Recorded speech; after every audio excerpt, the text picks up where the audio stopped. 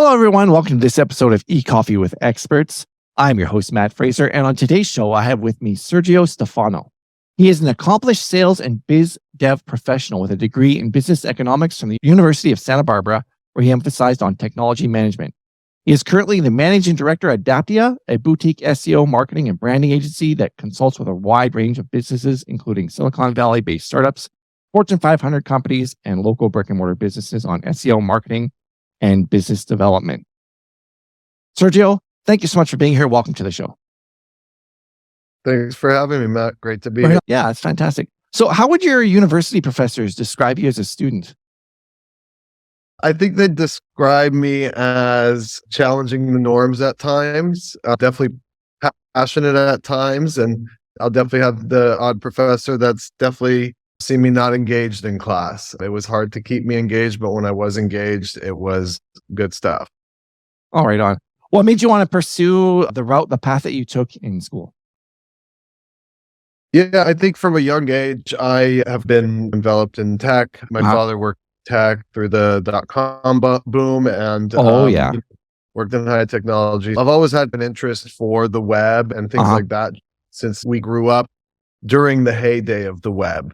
So it was fun stuff. Absolutely. Hey, have you always wanted to be an entrepreneur? I would say probably by the time I hit high school, I wanted to be an entrepreneur. Yeah. Right on. What was one of the first businesses or what was one of the first entrepreneurial ventures you had? Like a lemonade stand, a paper route back in the day when they had them? I had one. Or anything like that you can recall that you like to share? Yeah. First, a funny one, actually. It's a good one. Two things. I was playing EverQuest back in the day. Oh, yeah. I built a little business selling platinum in the game and items in the game when I was really young.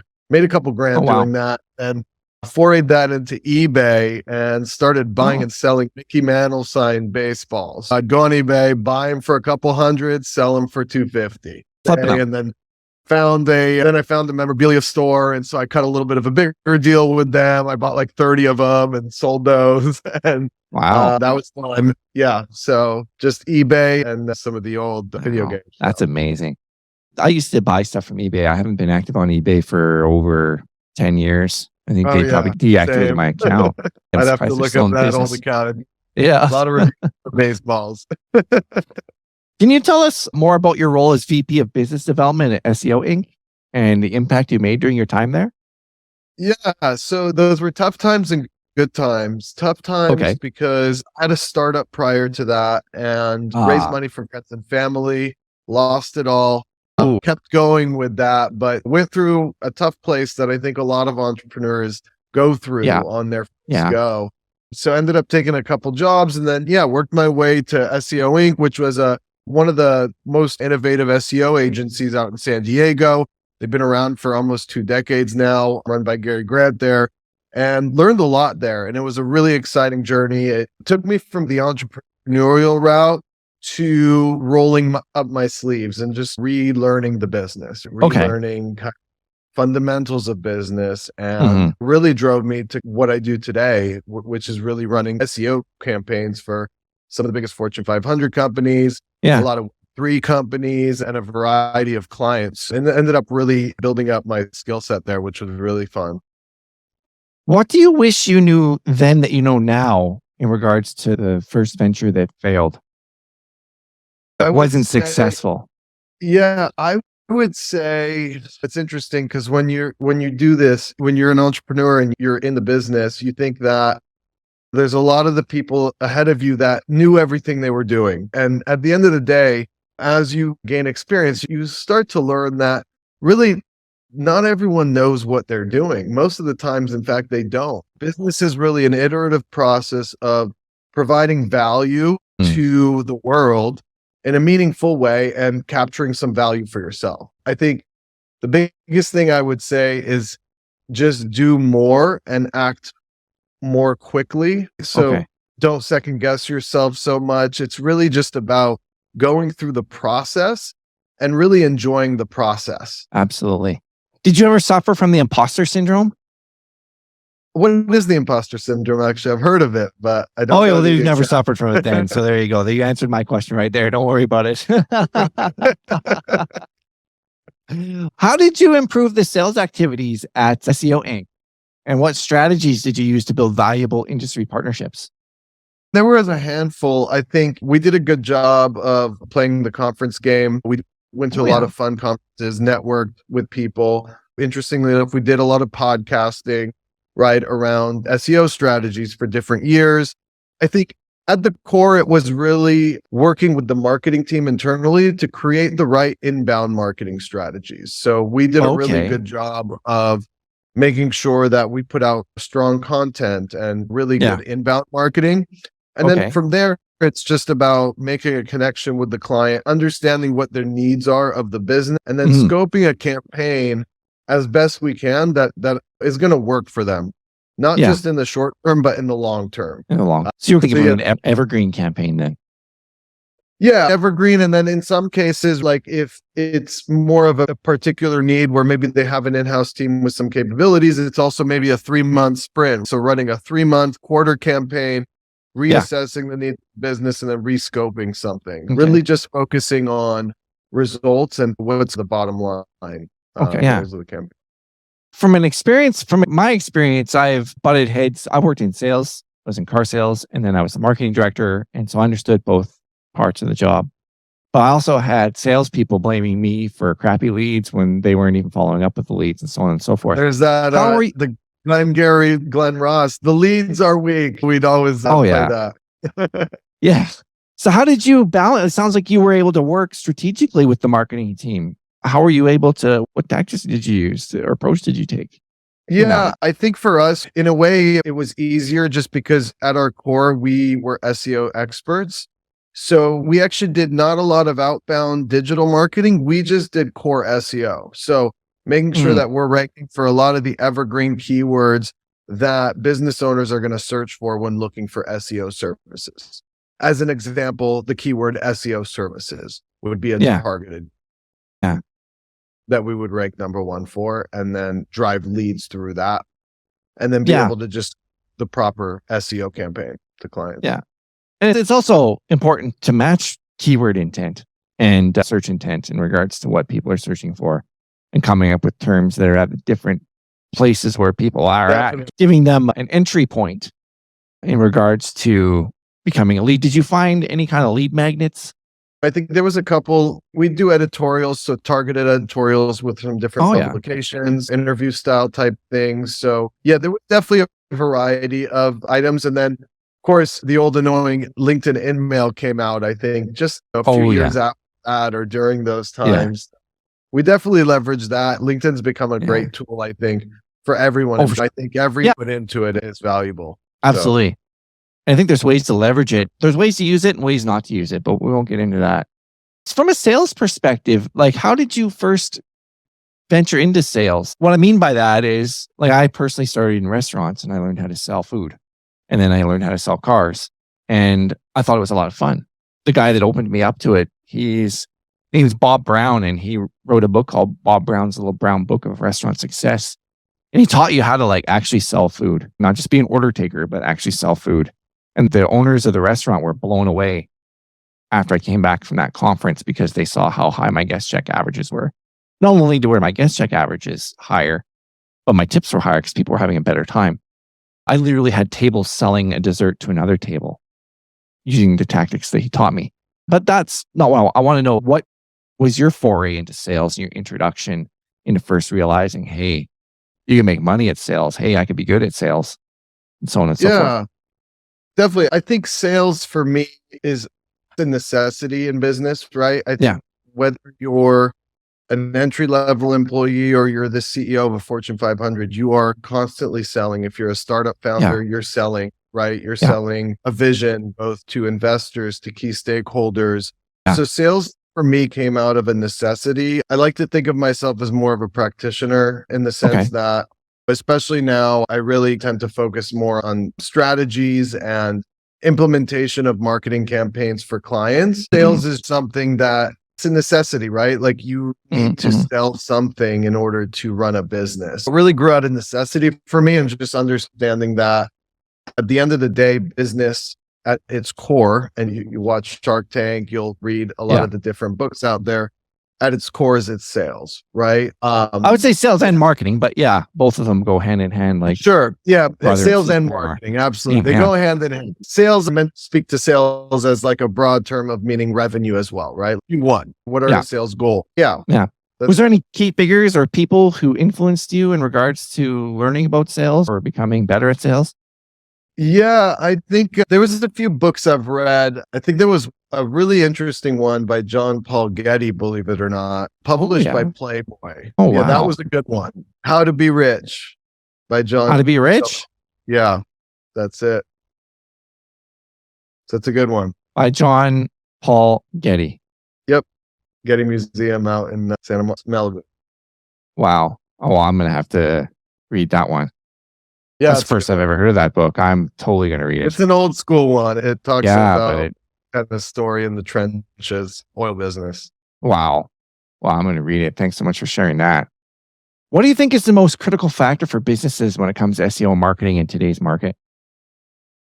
I'd say the most critical thing is really focusing on your keyword intent, right? So keyword strategies around how you want to position yourself on the search engines.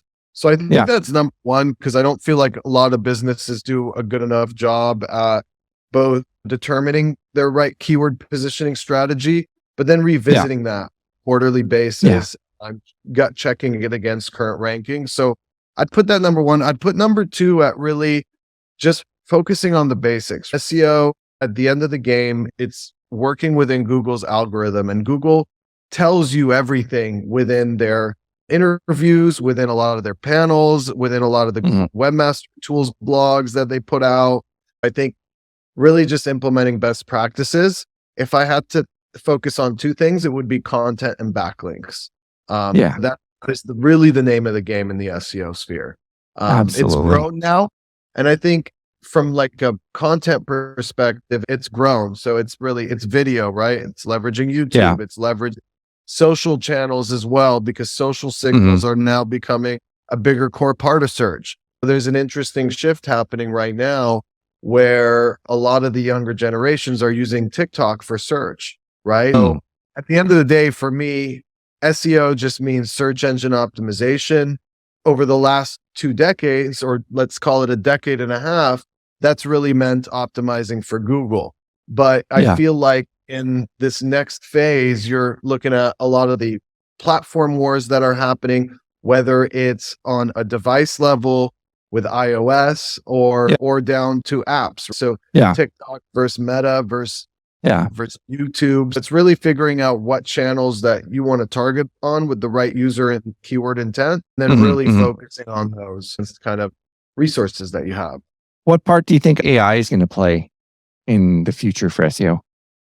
Yeah, it's an interesting question. I think there's a lot to talk about it, and it's moving very fast. So we've actually at Adaptia, we've been using ChatGPT to come up with topic building, right? Or building out H1, H2 DOM structure of category pages. So we've been using it as an assisted tool. I do think it's going to play a big role as an assisted tool. I still think we're far away from something like ChatGPT replacing an in-house writer. We work with a lot of both in-house writers as well as contract agencies that we work with in writing that we trust and have worked with for years. And one of the things you're going to start to see is I don't think AI content is going to rank as well as human written content. I think we're a far way away from that. We'll see how it plays out. Yeah, absolutely. Could you give us some examples of businesses you've consulted with at Adaptia and their impact and the impact on their SEO marketing and business development? Yeah, definitely. So yeah, without naming any, just talk high level, I would say we work with a variety of businesses, down from e-commerce businesses that are running supplement stores online, e-commerce businesses that are running different types of widgets or testing kits, or we've had a client in the UK that sells customized license plate. They got license plates that sell for millions of dollars, some of these plates. Pretty incredible. Oh, wow. We're really optimizing for keywords like number plates and things like that, or top supplement. Over the last couple years, I got very heavily involved in the kind of blockchain crypto industry back in 2015, 2016. I started heavily both investing and then also playing a part in the technology once Ether came out. So we've built a little specialty in consulting with Web3 firms. So everything from go-to-market strategies, SEO strategy, paid media strategies, as well as higher level consulting around tokenomics and things like that. Wow. That's been super exciting. Yeah, that's an exciting area of business and technology that I think we're at the very forefront of, the very beginning stages of, in other words, that I personally don't know a lot about, but the more I talk, the more I learn about it, the more I think I should learn about it. Gary Vee is doing some pretty interesting things already in that regard with what he's up to. And he's a pretty smart guy. I think it's an opportunity for people to get ahead of things in regards to, like, when the internet first started, there was opportunities galore to be had. Definitely. And I think those same opportunities are there. Even in regards to AI, some people think it's going to put people out of business, and some people are going to lose their jobs. But if you position yourself properly, some people can make a lot of money off of it and doing it. What is your approach to building and managing client relationships at Adaptia? And how do you ensure that your clients are satisfied with your services? Yeah, I think this is something that is a daily thing, right? I'm coming out of the agency business. I think that a lot of agencies don't put enough time and care into really working with the client. Again, going back to something I mentioned before, is really understanding what the business needs are. What are the core business objectives at a high level? And then setting some goals against campaigns that we're building. So I think number one is setting goals and expectations at the onset. And then number two to that, and my team will kill me for this, but we do weekly calls with our clients. So I know there's some agency out there that'll do monthly calls or calls as needed and run a report every month, but we really make it a point to touch base at least once a week with our clients. Yeah. And for some of these clients, it's 5 times a week. It's late at night. It's in the wee hours of the morning. You never know. But because you're their partner, right? Sorry, what's that? You're their partner, essentially. Right. You literally become so integrated in their business, you become their partner. We get invested in their success, right? If I have a client that is going to put their trust in us to do a job for them, right? And going to put us in their budget for the year or for the month, we do everything we can to make sure they're successful. If that means running over budget on our side, we'll do it, right? And we'll do it in scope, just because at the end of the day, our goal is to bring results to our clients in a meaningful way. And while in some cases, as you scale, this becomes very difficult, right? Because you grow your client base. You started with a few clients. I think last quarter, we were managing almost 35, 40 clients, right? Across a small team of us, about 15 to 20 people. So it does become challenging. I would say for anyone in the agency business, if you want more of a steady lifestyle, get a job at a big four, or get at a bigger tech company, or at an established company.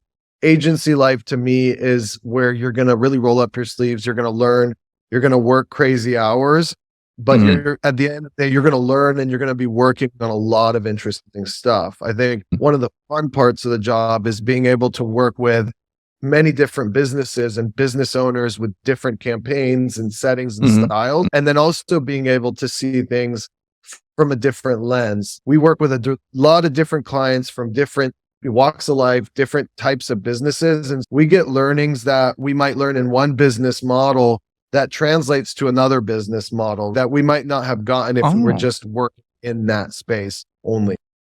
Wow. That's pretty cool. Hey, how do you stay up to date with the latest trends and technology in sales and marketing and digital marketing industry? Yeah, I keep up on the trends more on the tech side. I'm always reading things like Y Combinator, news.Y Combinator, TechCrunch. Oh, yeah. These are a couple of my go-tos. And I'm definitely diving deep into kind of the Web3 space. So things like Cointelegraph, CoinDesk are fun ones for me. Also, I solo manage a small portfolio. And so get a lot of my news from companies themselves. So reading some of their 8Ks and reading some of the quarterly reports, or reading some of like the Berkshire Hathaway annual notes, like things like that. So like also getting ingrained into more of learning from those that are doing as well. Yeah. Oh, for sure. Absolutely. What advice would you give to startups looking to build their brand and improve their SEO and marketing strategies? I think the biggest thing I would give them is to build out the proper measurement systems. Yeah. The biggest thing to look at is really measuring conversions. So measuring down to the conversion, measuring all of your different lead channels.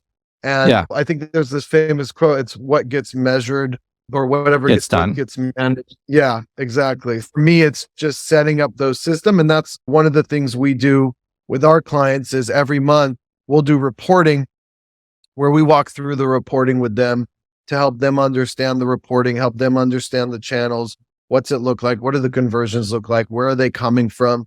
I can't tell you how many business owners I work with that are brilliant and teams that are brilliant, but don't put enough weight on the actual analytics and what they're saying. Because if you just look at the analytics, it's going to tell you a story and it's going to lead strategies that you should be implementing for the future. Absolutely. It's like what gets measured gets managed is a quote by Peter Drucker.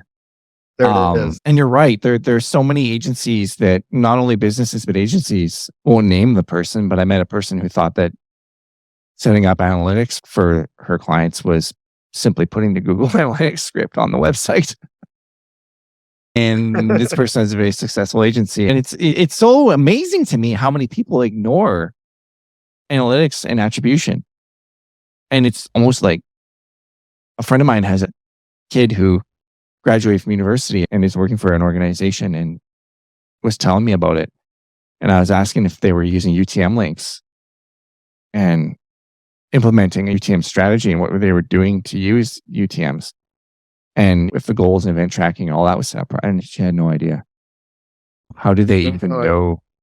And at the dealership, I had to implement all of that stuff and come up with KPIs. Like I came up with KPIs for new vehicle traffic, used vehicle traffic, time on site for new and used, and the amount of leads and chat sessions and SMS sessions and phone calls and so on and so forth. Because unfortunately, I had the sales department blaming me for their lack of performance and results. And yet I was blowing it out of the water. And it's the first time I learned that a marketing department can blow something out of the water in regards to traffic, conversion, so on. And the sales department can totally crap the bed and waste every opportunity and not even do their jobs. But it's so amazing. Like attribution, to me, it's fascinating figuring out what those things are and setting up your campaigns properly. And do you have any thoughts on like how do you manage UTM campaigns so that everybody's using the same parameters across the board? Yeah, I mean, for us, like with UTMs, we usually just we build them custom, right? We don't use any tools. We just build custom UTMs in a spreadsheet, and in many cases, we'll track in a spreadsheet, right? Ones. There's this big switch from UA to G4 right now that is kind of giving me a headache, to be honest with you. Yeah, a lot of UA was just so great. Yeah, but I think as we've started to learn the tool, we've been doing a lot. The good thing about Google is like they've got a lot of classes and trainings and videos. Again, going back to what I would recommend startups and businesses to do is really get that stuff done to the core and get that set up properly, because that's what's going to allow you to onboard any agency or any marketing team or any in-house marketer, and also understand at a high level, how are the campaigns, how are the strategies affecting the businesses? So that's the number one thing I would do. Number two to that is really focusing on a strong content marketing plan and really understanding who is your audience, who's your user, and then building out a full content plan, which in these days is a massive undertaking, right? It's not massive. Blogs, video, social. Yeah. It's a lot of things. So I'm looking forward to the day where I can just go to Chat GPT and say, hey, set me up a full content marketing calendar for Q2. And I think it's funny because it scares me even because it's so high level, but that kind of stuff's going to happen and to learn. Hey, just to throw this out there, there's a tool out there. I interviewed him, Dan McGaw. I'm not sure if you've heard of him or not, but he developed a tool called UTM.io, which is a tool for managing UTMs and keeping UTMs. Because at some point, a spreadsheet becomes unmanageable when you get to a certain level. And when you're having entire teams manage UTMs in order to have everybody on the same page, especially when you're in different locations and areas, if you're doing international marketing where people are, maybe some people in the States, some people in the UK, so whatever the case may be. It's an absolutely amazing tool. I've been using it since the days of, I've been using it since the days when it came out on a free, what's the word I'm looking for? Anyway, it's at some point, who knows, maybe AI will even replace a tool like this Sure. in that regard. Who knows what's going to happen? It's pretty darn exciting. For some people, it's exciting, and some people, it's very scary. That's for sure. With that regard, how do you see the future of SEO and marketing evolving in the next 5 to 10 years? I think everyone, and you'll hear it now, oh, SEO is dead. There's some headlines coming out. Yeah. I think it's going to be, honestly, we've been doing this for more than a decade now. I think it's going to be much of business as usual. I think some of the strategies and the tactics will evolve, especially with things like ChatGPT and some of those tools. But at the end of the day, I think SEO really goes back to primitive times. It's like another business I was doing when I was a kid, alluding back to the beginning of the show, is just lemonade stand. Right? Putting your lemonade stand in the right place in the neighborhood. Sure. So that you get more cars to see. I mean, that's really SEO as well, but in the real world at the time. This is just now, SEO has become digital, right? So it's visibility is something that any business needs. And I think search will still be the de facto way that people find things on the web. I do see that with Google's Bard is coming out with more of an AI chatbot based search engine. And we might evolve into those. We might evolve into voice search for sure. But I think at the end of the day, then the SEO industry will need to shift to optimize for chatbot AI search or voice search or search on TikTok, as much as we don't like to have that installed on our phones. But I think the future is bright for the industry as a whole. Yeah, absolutely. Yeah, it's going to be very interesting. That's true. It's just going to become a part of marketing and that thing. How do you balance your professional and personal life? And what do you do in your spare time? Yeah, I wish I had a good answer to that question. I don't. Sure. Balance is not really a word in my vocabulary right now, fair enough. To be honest with you. So not great. I work a lot. I definitely work a lot of Saturdays, some Sundays. I enjoy what I do and really love the clients that we're working with and the kind of campaigns we get to work with and the opportunities and teams we get to be a part of. So it doesn't feel like work. I think if you're going to start an agency or if you're going to start any business for that matter, it comes with some sacrifices. There's a quote that I really like though, because this might change hopefully very soon. The sooner the better, but it's entrepreneurship is living a few years of your life like most people won't to live the rest of your life. Most people can't. But from an entrepreneurship's perspective, there are sacrifices you have to make to run a successful business. The hours, right? So easily putting in a lot of hours. I do travel a lot, go to a lot of conferences, spend a lot of time with family and friends and do things. I've tried to disconnect more on the weekends. For the most part, live, breathe, and eat SEO and work, basically. Right on. Hey, what are your future plans and goals for your career at Adaptia and beyond? Yeah, so for Adaptia, I think it's just really aligning, like just continue to do great work for our clients, continue to learn and grow both as a team. On my side, I think it's really learning how to grow and scale a team. I think there's a lot of challenges when you're a team of 5 or 10. They always say once you hit 25 plus, it's just a very different game of how to manage a business. For me, I'm excited in that piece. And then just, again, delivering results to our clients and finding a way to build better work-life balance overall. Absolutely. Hey, thanks so much for being here. How can our listeners connect with you online if they choose to do so? Yeah, I think the best way is by Twitter. So Twitter at Sergio Stephano. You can catch me there. Probably the easiest way. Or you can visit our website, adaptiadesign.com, shoot a contact there. It'll definitely go to the right places. And you're on LinkedIn as well, right? I'm on LinkedIn. Yep. Oh, we'll make sure to put that information in the show notes. That being said, I want to thank you so much for being here. It's an absolute pleasure. Awesome. All right, Matt. Thanks so much. Appreciate the time.